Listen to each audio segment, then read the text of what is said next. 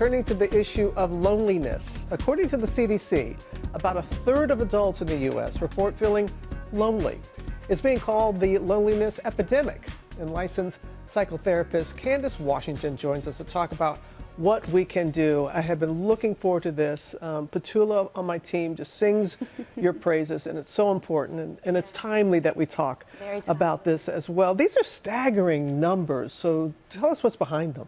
Yes, you just mentioned that 1 in 3 adults experience loneliness, and the CDC also reports that 1 in 4 adults reports having a lack of social and emotional support.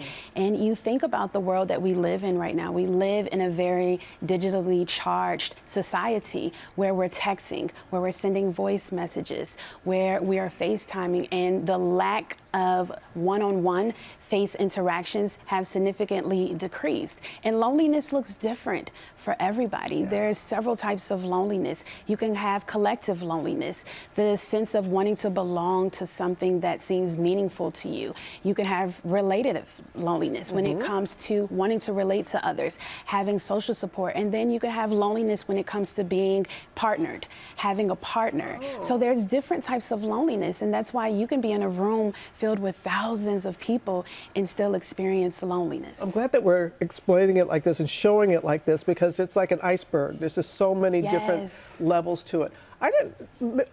This is Men's Health Month, Awareness Month, and really focusing on mental health.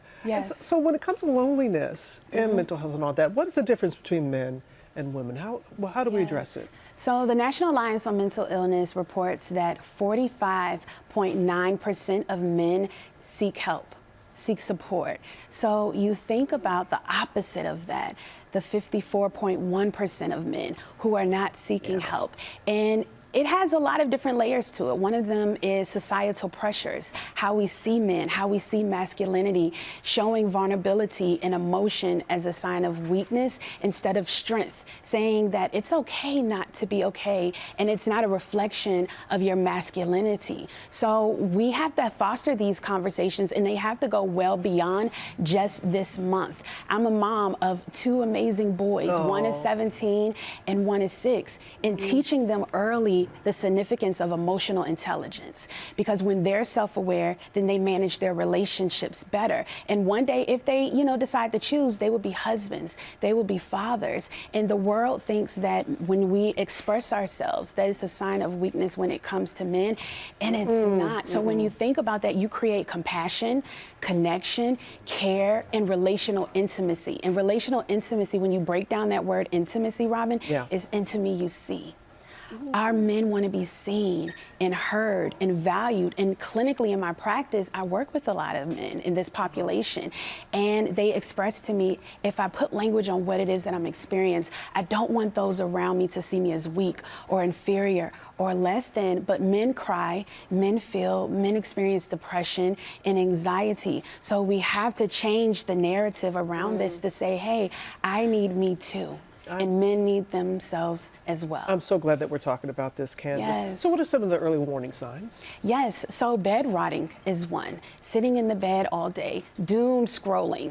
Doom scrolling is another one. Declining social activities and events. Irritability, annoyances, change in behavior such as mood swings. When you start to see those signs, that's an indicator. Let me ask the right questions, because sometimes we'll ask the question and the person on the other side, they'll start to share. And I think we've all done this, where we'll send a text message and we get down to the end of that paragraph and then we'll erase it all and just say, I'm okay, I'm fine. But no, it's okay to say, I'm not fine, I need support. And it's not a reflection of who you are, but it's a reflection of who you are as a human being. And you talk about support. I see your proud mom over there. Your mama is over here because you're here on GMA. So just talk about the need for having a support group around you. It is so important. We're not created to do life alone.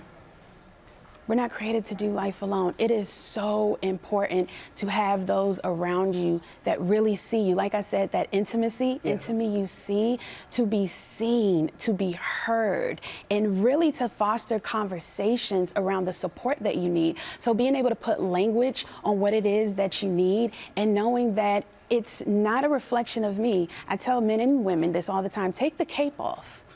Take the cape off. Superman and Superwoman is a fallacy. Someone in their studio said, I'm just going to draw this character and put it out into the world. So now I take my cape off and I wrap myself in it as a blanket to rest, and knowing that rest is productive too. But I need that support system to say, this is what I cannot do today, and I delegate.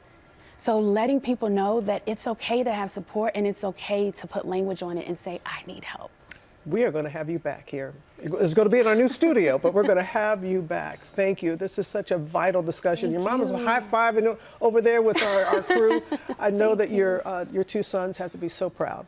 They are. And thank you for having this very necessary conversation, Thank you for Candace. having me. Okay, you'll be back. And if you or someone you know struggling with mental health issues or thoughts or perhaps suicide, call or text the National Lifeline at 988. 988.